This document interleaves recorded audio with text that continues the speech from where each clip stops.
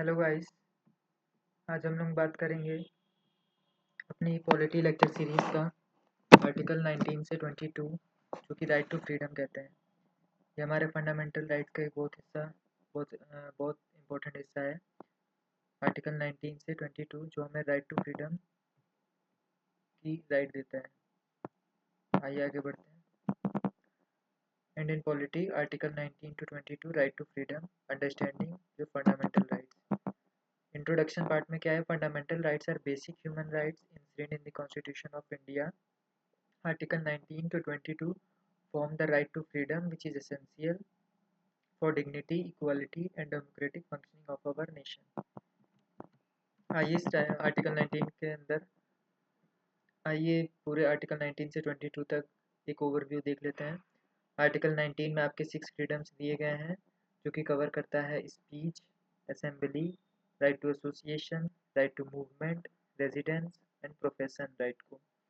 Article 20 किस चीज़ से डील करता है? Protection from ex post facto laws से डील करता है।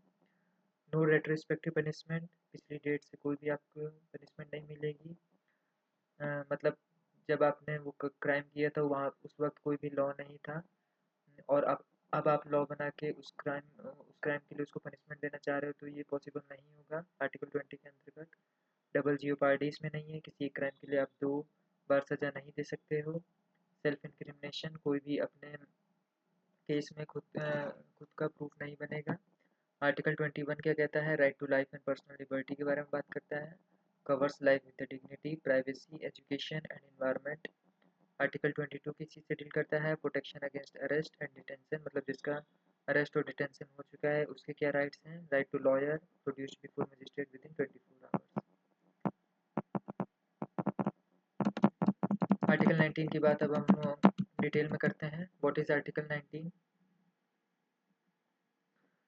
Article 19 guarantees 6 fundamental freedoms to all citizens of India, not available to foreigners। ये केवल आर्टिकल 19 सिटीजन ऑफ इंडिया के लिए ही है, ये फॉरेनर्स के लिए नहीं है। These freedoms are the cornerstone of our Indian democracy, ये हमारे डेमोक्रेसी का कॉर्नर स्टोन है। And allow citizens to live with dignity, और ये सिटीजन्स को अलाउ करता है कि वो डिग्निटी और फुल पार्टिसिपेशन के साथ डेमोक्रेसी में पार्टिसिपेट करें। की पॉइंट्स क्या है? These rights are not absolute, the state can impose reasonable restriction. ये सभी राइट जो आर्टिकल 19 में दिए गए हैं वो एब्सोल्यूट नहीं है, स्टेट इसमें रीजनेबल रिस्ट्रिक्शंस लगा सकता है। किस टाइप के, किस बेसिस पे? In the interest of sovereignty, security, public order, decency या मोरलिटी के बेसिस पे इस पे रिस्ट्रिक्शंस लग सकते हैं। द 6 फ्रीडम्स, पहला क्या है? 19 क्लॉज 1 सब क्लॉज ए में क्या बोला गया है? Freedom of speech and expression. इसके तहत आपको right to express views through words writing, आप अपने व्यूज़ को वर्ड्स, राइटिंग, प्रिंटिंग, पिक्चर्स और एनी अदर मोड के थ्रू आप एक्सप्रेस कर सकते हैं। इंक्लूड ये प्रेस फ्रीडम को इंक्लूड करता है, राइट टू इन्फॉर्मेशन को इंक्लूड करता है, राइट टू पीसफुल प्रोटेस्ट को भी ये सपोर्ट करता है। Article 19 clause 1 sub clause B क्या कहता है? फ्रीडम टू असेंबल पीसफुली, हम किसी भी जगह पीसफुली असेंबल हो सकते हो। 19 क्लॉज 1 सब क्लॉज बी ये बोलता है right to hold public meetings, आप पब्लिक मीटिंग्स कर सकते हो, डेमोन्स्ट्रेशन कर सकते हो, रैलीज भी कर सकते हो। मस्ट बी पीसफुल, लेकिन ये पीसफुल होना चाहिए और बिना किसी आर्म्स के होने चाहिए। Third article 19 clause 1 sub clause C क्या बोलता है? फ्रीडम टू फॉर्म एसोसिएशन, आप कोई भी एसोसिएशन फॉर्म कर सकते हो। राइट टू फॉर्म क्लब, आपको क्लब फॉर्म करने का अधिकार है। सोसाइटी फॉर्म करने का अधिकार है। कंपनीज, ट्रेड यूनियंस फॉर्म करने का अधिकार है। पॉलिटिकल पार्टीज आपको बनाने का पूरा अधिकार है। 19 क्लॉज 1 सब क्लॉज सी के तहत एसेंशियल फॉर कलेक्टिव एक्शंस के लिए एसेंशियल है ये। Right to move freely, article 19 clause 1 sub clause D क्या बोलता है? आप right to move throughout the territory of India, कि अपने टेरिटरी ऑफ इंडिया के मतलब कहीं भी आप मूव कर सकते हो। नो इंटरनल, किसी भी पासपोर्ट की आपकी ज़रूरत नहीं है। Freedom to reside and settle, आप कहीं भी रिसाइड कर सकते हो, रह सकते हो, सेटल रह सकते हो। आर्टिकल 19 क्लॉज 1 सब क्लॉज ई इसके बारे में बात करता है। Right to reside and settle in any part of India, promotes national integration, ये नेशनल इंटीग्रेशन को प्रमोट करता है। फिर नेक्स्ट क्या राइट है आपका? Freedom to practice any profession, article 19 clause 1 sub clause जी ये बोलता है राइट टू प्रैक्टिस, आप किसी भी प्रोफेशन को प्रैक्टिस कर सकते हो, ऑक्यूपेशन को, ट्रेड और बिजनेस कर सकते हो। Did you know interesting facts about article 19 में क्या है? ओरिजिनली 7 फ्रीडम्स, पहले 7 फ्रीडम्स थे आर्टिकल 19 में, लेकिन एक फ्रीडम को हटा दिया गया है। कौन सा हटाया गया आइए जानते हैं। राइट टू प्रॉपर्टी हटा दिया गया शायद article 44th amendment constitutional amendment 1978 में ये हटा दिया गया था। The right to acquire hold and dispose of property ये हटा दिया गया था। हार्ट ऑफ राइट्स आर्टिकल 19 को heart and soul of fundamental rights भी बोलते हैं, because it's enable citizen to because ये सिटीजन्स को इनेबल करता है कि वो डेमोक्रेसी में पार्टिसिपेट कर सके। नॉट एब्सोल्यूट, ये एब्सोल्यूट राइट नहीं है। जितने भी आर्टिकल 19 में जो आपको फ्रीडम्स मिली है ये एब्सोल्यूट नहीं है। ये हमने ऊपर भी डिस्कस किया है। This freedoms come with reasonable restrictions इस पर लगाए जा सकते हैं to balance individual liberty with public interest and national security और पब्लिक इंटरेस्ट के बेसिस पे। रीजनेबल रिस्ट्रिक्शन का एक बार फिर से बेसिस देख लेते हैं। Sovereignty and integrity of India, security of the state, friendly relation with the foreign states, public order, decency और morality, contempt of court, defamation, incitement to an offence. या ये कुछ पॉइंट्स आप नोट कर लीजिएगा। रिस्ट्रिक्शन के कौन कौन से बेसिस है एग्जाम से पूछता है। एक रियल लाइफ स्टोरी जान लेते हैं रमेश थापर की। बैकग्राउंड क्या था? Ramesh Thapar was the editor of a magazine called, कोई मैगजीन का नाम यहाँ पे कट हो गया है, सॉरी दिख नहीं रहा। इस केस में क्या हुआ था? What happened, the Madras government ने बैन कर दिया था magazine under a law that allowed banning publications that could disturb public order. Thapar challenge, Thapar supreme court चले गया। सुप्रीम कोर्ट ने बोला, supreme court ruled in the favour of Ramesh Thapar. The जजेस said the freedom of speech and expression is absolutely essential for democracy to function. Freedom of speech and expression बहुत जरूरी है democracy के function के लिए, ऐसा सुप्रीम कोर्ट ने बोला रमेश थापर के केस में। The government can not ban publication, government magazine को बैन नहीं कर सकती। The lesson this landmark case established that the freedom of speech is a powerful right and any restrictions on it must be truly reasonable and justified, not just convenient for the government. Article 20 किस चीज़ से deal करता है? Protection in respect of conviction for offences, मतलब किसी को सजा हो गई है तो उसके पास क्या क्या राइट्स हैं ये जान लेते हैं। Article 20 provides protection to persons accused of crimes. It ensures that the criminal justice system is fair and prevents arbitrary or unjust punishment. This article applies to both citizens and non-citizens. ये दोनों citizens और non-citizens के लिए apply है। Article 19 केवल citizens के लिए था, लेकिन आर्टिकल 20 citizens और non-citizens यानी foreigners दोनों के लिए है। It protects all persons in India.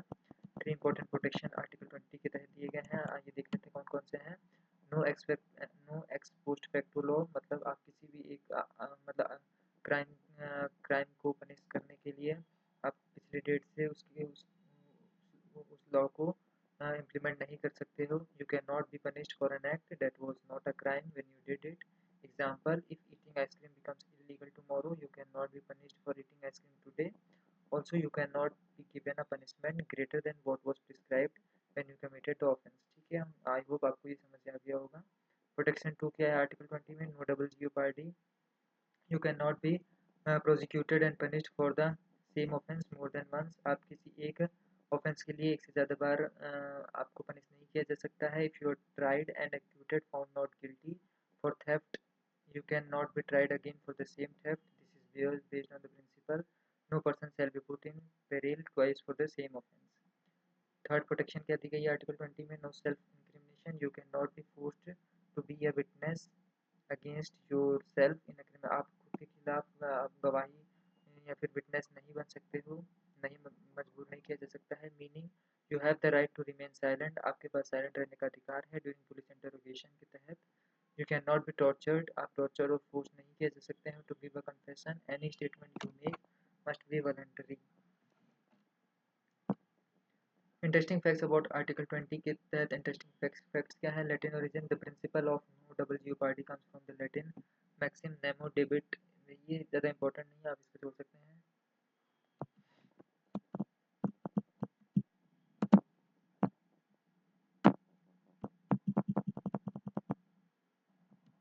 Article 21 की आप बात कर लेते हैं। आर्टिकल 21 बोलता है, states that no person shall be deprived of his life और personal liberty except according to the procedure established by law. कोई भी पर्सन अपने लाइफ से डिप्राइव नहीं किया जा सकता है एक्सेप्ट द प्रोविज़न, अगर केवल लॉ के द्वारा ही वो मतलब डिप्राइव किया जा सकता है। This is consider the most important fundamental right through judicial interpretation. The supreme court has explained its meaning to include many rights. इसमें समय के साथ साथ बहुत सारे राइट्स इसमें आ चुके हैं आर्टिकल 21 में। to include many rights essential for a dignified life. This right is available to all persons, both citizens and non-citizens. Again ये दोनों के लिए अवेलेबल है, सिटीजन्स और नॉन सिटीजन्स के लिए. इसमें राइट टू लिबर्टी भी है आर्टिकल 21 के तहत, राइट टू प्राइवेसी भी है, राइट टू एजुकेशन भी है, राइट टू इन्वायरमेंट भी है, राइट टू लाइवलीहुड भी है, राइट टू हेल्थ है, राइट टू शेल्टर है आपके पास, right to live with dignity है, राइट टू प्राइवेसी है, राइट टू एजुकेशन है, राइट टू क्लीन इन्वायरमेंट है, राइट टू हेल्थ है, राइट टू लाइवलीहुड है, राइट टू शेल्टर है, राइट टू स्पीडी ट्रायल है, राइट अगेंस्ट सॉलिटरी कन्फाइनमेंट है, right to legal aid है. ये केस जान लेते हैं. लैंडमार्क केस है मेनका गांधी का, आर्टिकल 21 से जो रिलेटेड है, यूनियन ऑफ इंडिया 1978. बैकग्राउंड इसका क्या था? Maneka Gandhi was a well known journalist, एक जर्नलिस्ट थी मेनका गांधी. क्या हुआ था उनके साथ? Maneka Gandhi challenge this action in the supreme court. She argued that taking away, उनका पासपोर्ट ले लिया गया था, taking away her passport without explanation violated her right to personal liberty under Article 21. The government said they followed the procedure established by law, so it was valid. The revolutionary verdict, Supreme Court ने क्या verdict किया? Gave a historic judgment that transformed Article 21. Personal liberty is not just the freedom from the physical statement; it includes all freedoms that make life worth living. The right to travel abroad is a part of personal liberty. Any law that deprives a person of liberty must be fair, justice, and reasonable. The procedure must also be fair; not just any procedure will do. The law must pass the test of reasonableness.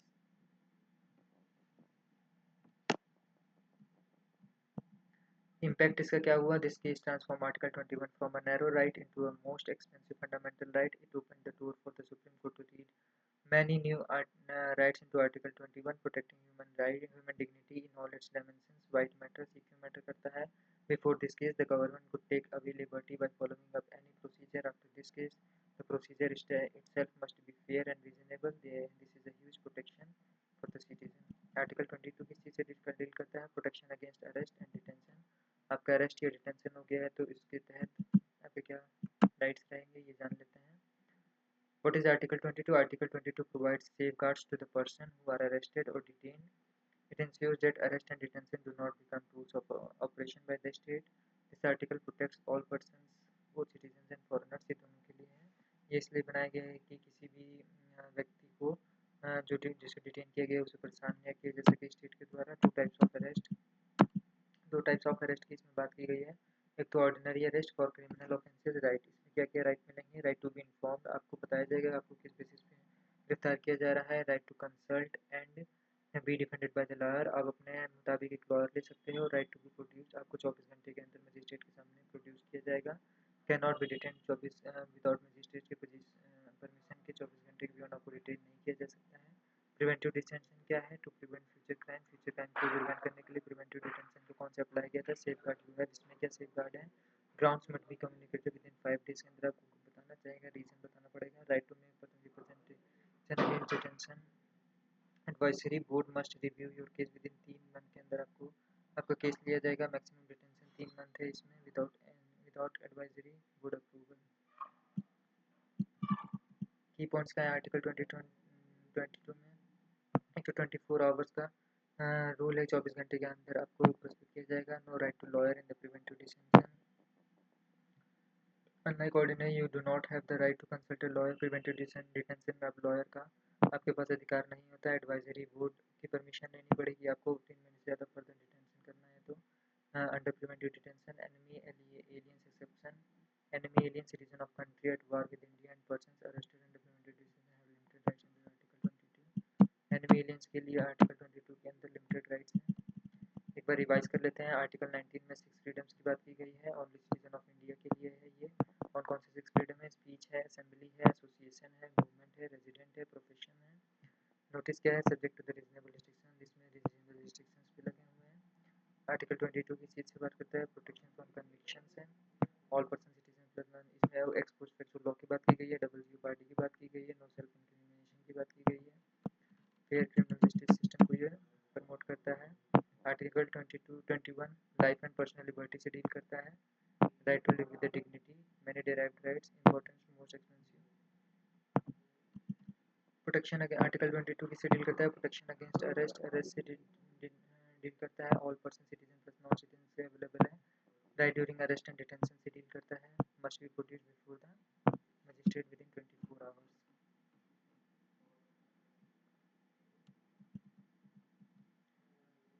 तो that was all from my side. इस lecture में इतना ही, आगे भी मिलते रहेंगे आपसे दूसरे लेक्चर्स के साथ। इसके आगे फंडामेंटल राइट्स अभी और भी हैं, मैं लेके आऊँगा अपने लेक्चर्स। तब तक आप प्लीज़ मेरे चैनल को, अगर मेरा अच्छा लग रहा हो मेरा लेक्चर, तो उसे सब्सक्राइब करें और मेरे लेक्चर्स को लाइक करें। Thank you. जय हिंद, जय भारत।